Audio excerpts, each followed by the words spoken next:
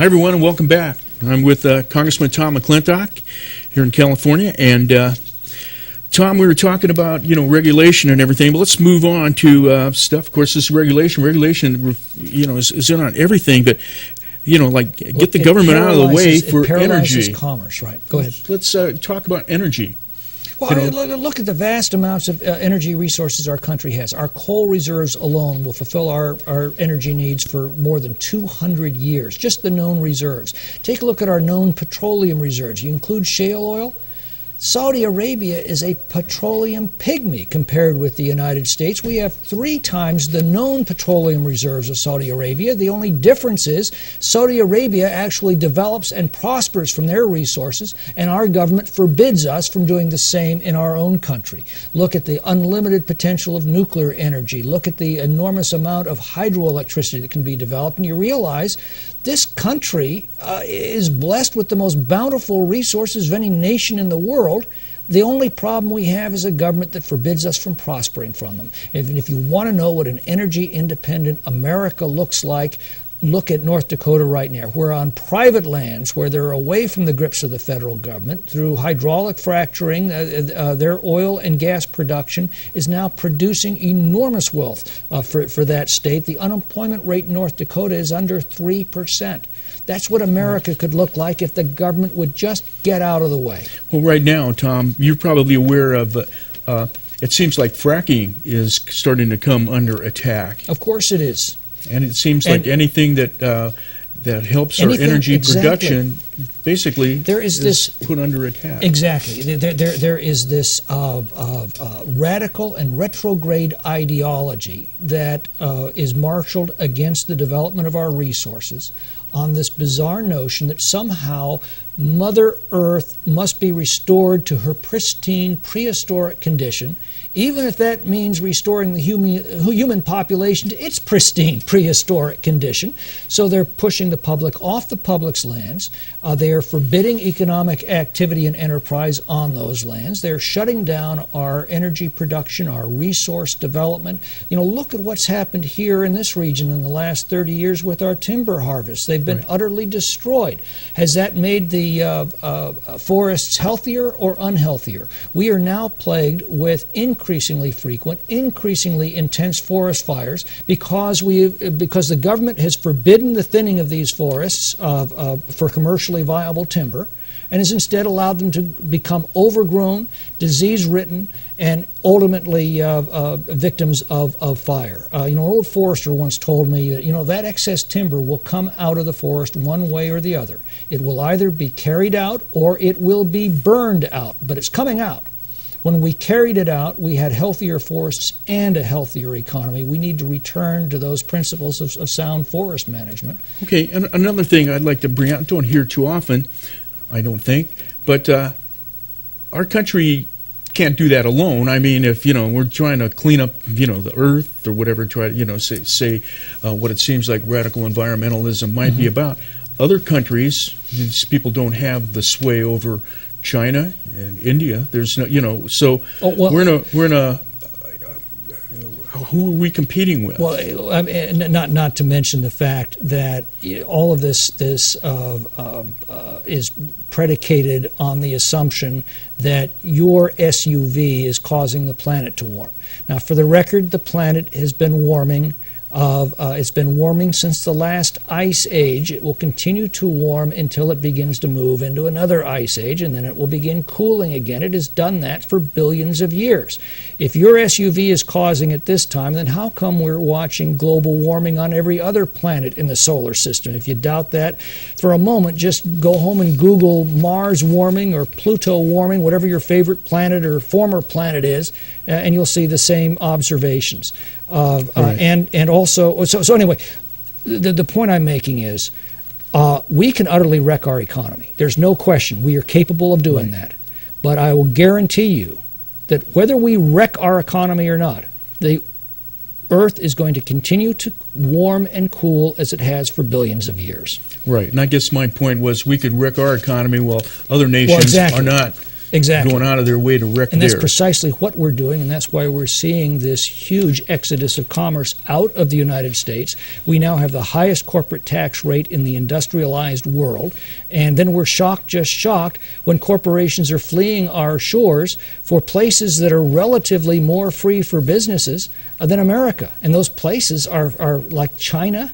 I've had business people tell me they have found much more freedom as business people in China than they found in the United States. And that is shocking, and that is damage that we have done to ourselves, and we can undo the moment we summon the political will.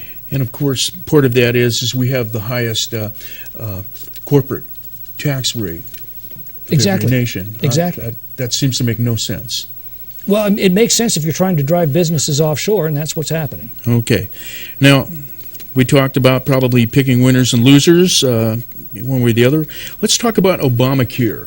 That's just probably the big issue in this 4 years, and I'm sure it's not back burner. It's a huge jobs issue. It's a huge jobs issue. The Congressional Budget Office now estimates that Obamacare will cost the economy a net loss of some 800,000 jobs. That was one of the promises they made. Oh, this is going to be great for the economy. It turns out it's a disaster for the economy. They also told us that it was going to bend the healthcare cost curve down. Bend the curve. Instead, it's gone way up, about $300 billion, according to the Medicare actuary, above and beyond what we'd be spending for health care without Obamacare. And then we were told, well, if you like your plan, you can keep it. And now we're learning that more than a third of businesses are planning to drop their health care coverage, or already have dropped their health care coverage, because of the enormous added expense of Obamacare. Okay. So it was sold on 3 promises, all of which turned out to be lies. That's got to go, and we've got to replace it with a patient-centered system where the patient is in charge of their own health care decisions again, where the patient has the freedom to shop across state lines if they can find a plan that provides a better service at a lower cost. And we've got to go after the big cost drivers in the system, including malpractice, which is costing an enormous amount, not so much in out-of-control jury awards, but in all of the defensive medicine that doctors are now practicing to protect themselves from a malpractice claim. Instead of the one diagnostic that the doctor knows is going to settle the issue, the doctor's going to order 15 diagnostics, because if anything goes wrong, they know they're going to have to go to a judge and say, well, Your Honor, I did everything in the world that I could. This out-of-control and by the way, I talk about that as well in the 7 Steps to Prosperity, is tort reform. Also, I think some people are a little concerned that with Obamacare, you won't get all the diagnostics that you possibly need. The board, the IP board, might not. That's the other problem. You have this independent approve of some of these procedures. Exactly. You have this IPAB, the Independent Payment Advisory Board, that is responsible for ratcheting down Medicare by $716 billion. Remember, that's what they've taken out of Medicare to pay for Obamacare.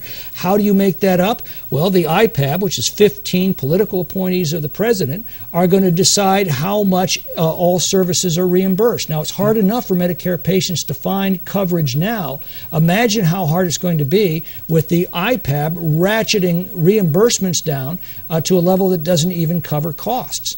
That is a scary proposition. And even with the IPAB, the Medicare trustees is warning us that the system will bankrupt by 2024. So, roughly 12 years from now. Okay. Do you know anything? Can you bring us any word on Medicare Advantage? Well, that Medicare Advantage is the structure upon which the House budget plan by Paul Ryan envisions moving Medicare. About 1/3 of Medicare patients already opt for this system, where you can choose the plan that best meets your own needs, and then Medicare underwrites the cost of that plan under the Ryan plan on a sliding scale based upon how old you are, how sick you are, how poor you are. The poorer you are, the sicker you are, the older you are, the more it reimburses.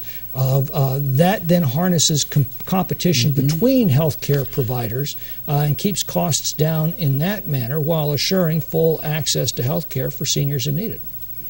Okay, we have a few minutes left, Tom. And what about the civil justice system? how is that being used for plunder? Well, we've do you talked mean a little by bit that? about that right now, and you can look at examples across this area where lawyers are coming in suing under ADA small businesses, Okay. and then offering them a settlement out of court.